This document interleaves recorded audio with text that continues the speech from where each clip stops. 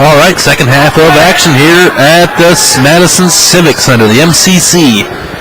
It's hard not to say Hawks Nest right there for you, wasn't it? It is. It's so tempting. I mean, it is a home of the Hawks. Special Astronaut State Tournament run. You know, they won their regional championship here at this floor. So many fond memories in the past year for the Skyhawk faithful. They're here in our backyard. We pretty much call ourselves a couple of the Skyhawk faithful, as well as our other schools we cover too. I hate it when they play against each other. This shot by Hurley to start out here the second half of action. And here we go. Austin Banks, top of the key. Nick Lee going to fire up a three. Around and around and it goes.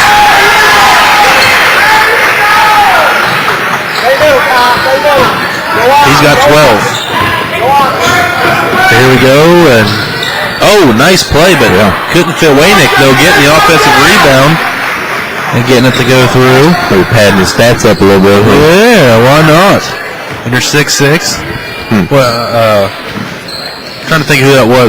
Ricky Davis going for the triple-double. Remember that? He missed the layup off the defensive off the wrong shot. He missed an intentional layup.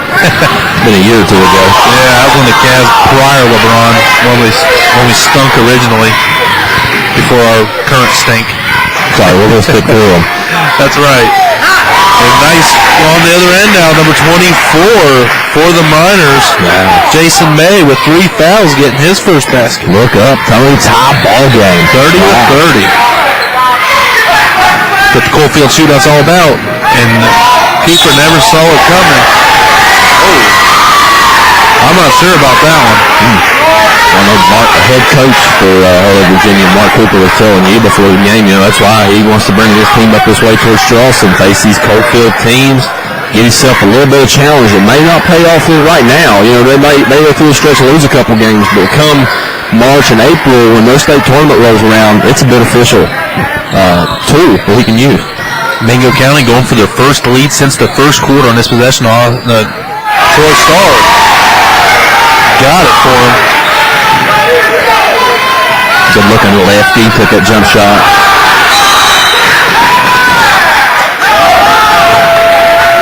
Timeout taken by Hurley on a near 5-second inbound violation.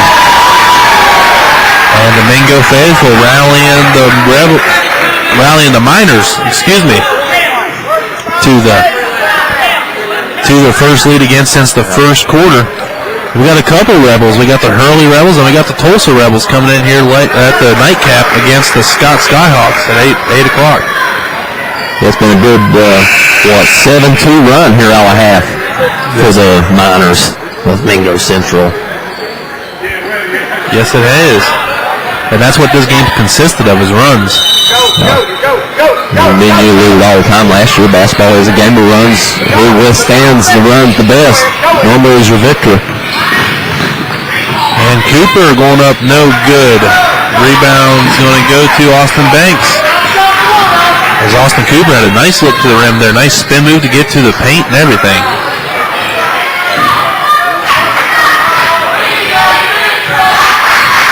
There you go, Austin Banks working on the right wing.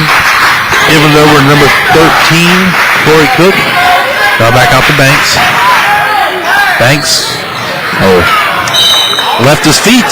Yeah. He had to ride out there, Tony. It's number 24, Jason May. He was going to set the screen and roll. But when he seen Banks leave his feet, he went ahead and tried to go box the guy out and get a rebound. There we go, Wesley Peck. They break the press. Mingo showing a little four-court pressure this half. Austin Cooper, go to number 10, shot up and nothing but the bottom of the net for Thomas Allen. His second three-pointer of the game. Yeah, that looked good there. Yeah, dude, that was smooth as butter. 8 points for the senior. Austin Banks down to the corner. Back out to Banks, left wing. No good. Rebound by Dustin Waynick, and here come the Rebels. It's been a game of runs here. Let's see if Hurley goes on another one here, and this would be true to how the game has shaped up so far after the first two quarters.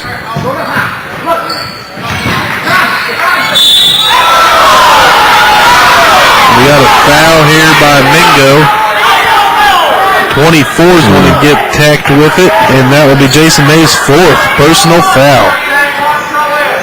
tell you, if I'm Coach Estep, I go ahead, you got to set him on the bench, Tony, with 4 fouls. Maybe bring the 6'6" Cunningham Jr., put him the junior in year, not a Cunningham Jr.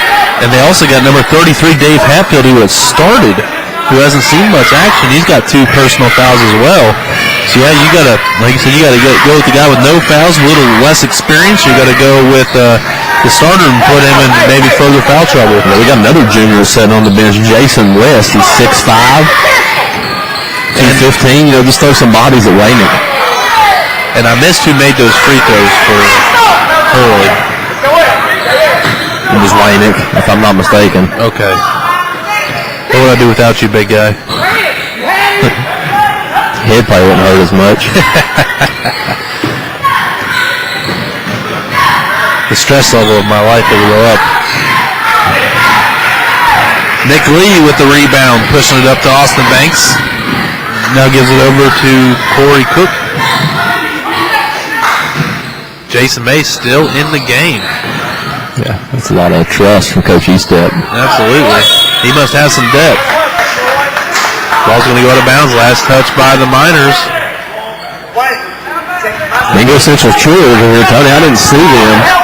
I think they were a late addition to the game. Yeah. Had a good finish here. I think it was late last month in the cheerleading competition regionals.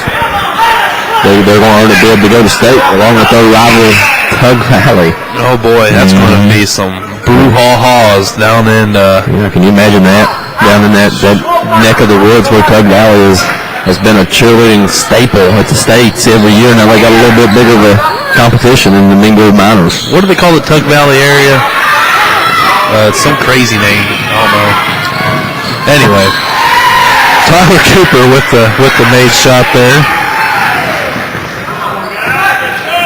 I don't know, Tony. I don't follow. We'll ask our Mingo County representative. Naugatuck. That's what I'm talking about. I knew it was something crazy. Tug Valley's in Kermit.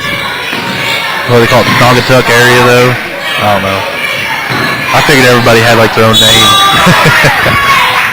Sherman's Big Coal. Then you got the Hawk's Nest. You got the Island at Logan. I thought maybe the Panther Pavilion. I thought maybe Tug was Naugatuck. Why not? Ball's out of bounds here. Score is 36-32, 4-point advantage for the Hurley Rebels. You get then Nick Lee is going to fire up another quick three. No good. Nice job of keeping the ball alive by 20, Tyler Cooper. That's why he's the defending Class A Player of the Year. And he may have rolled an ankle. He will have to take a medical timeout here on the floor. Well, if he didn't hurt his ankle, he probably broke his hand, Tony, as hard as he hit the floor. That was a lot. I think there's a lot of pain and frustration just came out of that swing right there. Never want to see that. That could be a big blow to this Rebel team down the stretch. Because even Mark Cooper said in the pregame interview with us that it's not his 5 starters he's worried about, it's his depth off the bench. So this may be a big test here for him the rest of this game. And talk about the tournament atmosphere. The Belfry Pirates of Pike County, Kentucky roll in. You can see them coming right to left on your screen as we're... Oh, yeah, it's only 3:06 left in the third quarter. 36-32.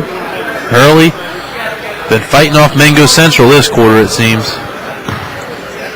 That's a tough way to go. Is that Cooper is down? Yeah, that's the big guy, the returning Player of the Year in Single A. He gets up, walking very, very gingerly. He can't put no pressure on it. He sprained it.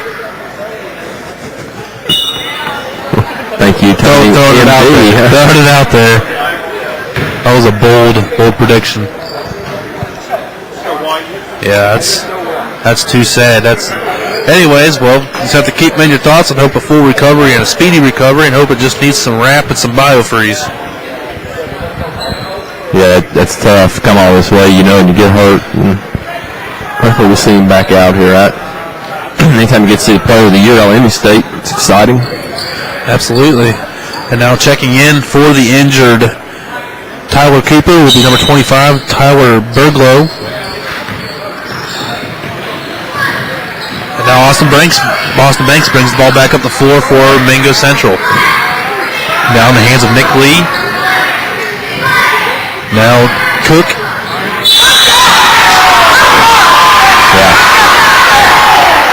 Yeah, good call. Yeah. Once again, the defender had established position. Anytime that happens, offensive foul. That'll be 4 now on Corey Cook.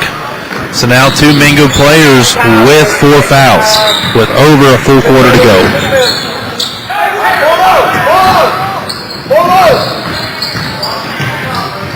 Tried to get the ball down low to Waynick. Was Austin Cooper, but the pass missed everybody, went out of bounds, and it'll be Mingo Central ball.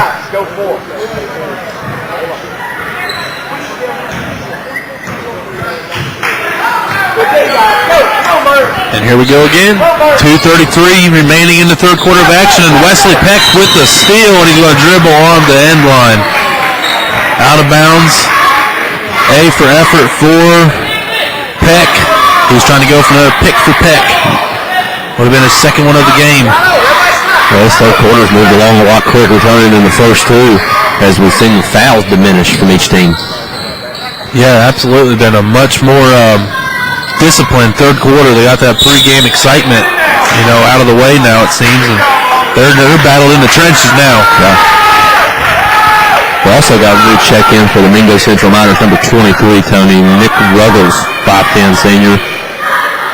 As now Austin Cooper picks up his third personal foul. His free throw is no good there by Banks, who had 8 in the first half and has yet to scratch the scoring books here in the second. Misses the pair.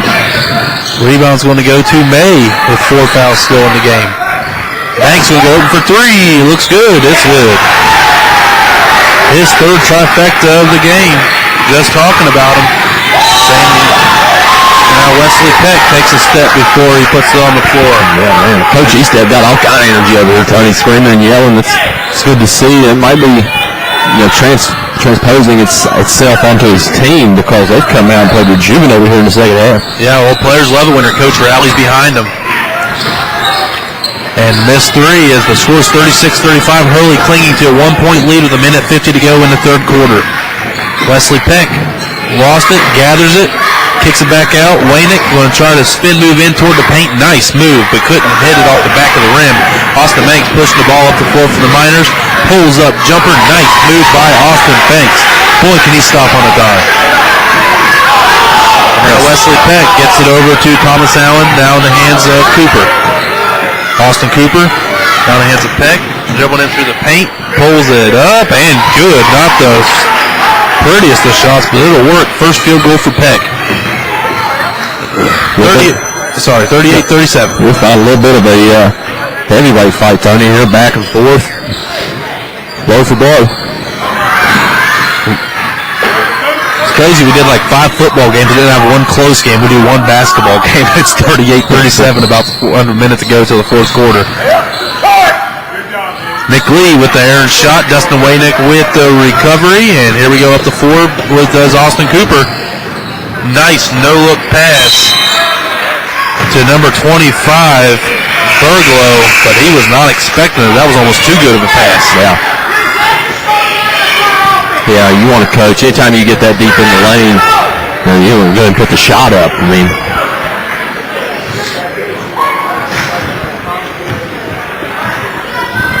here we go, Austin Banks. Very impressive junior. I'm very impressed with that young man. And pick for Peck almost again. He is going for it. And as left a vulnerable post as Nick Lee gets it and turns around and fires it up. Oh, there was no defense play there by Hurley. He was on delay, let him go right by him. And now Mingo Central with a 1-point lead. 39-38, 15 seconds to go. Coach Mark Huber's calling for 1 shot. Peck working on the right wing, kicks it back out. Cooper for 3. It's good. Nice shot by Thomas Allen. His third 3-pointer of the game. A 41-39 lead at the end of the third quarter. What a momentum swinger for the Rebels going into the fourth quarter. Yeah, wow, Tony. Finally able to put it together. The Miners were in the third quarter as they come out quick. 7-2 run. Got the lead, like you said, for the first time since early in the first half. Going to be a good one, Tony. 2-point ball game as we go into the fourth quarter. I'm excited to see how this one's going to work out here.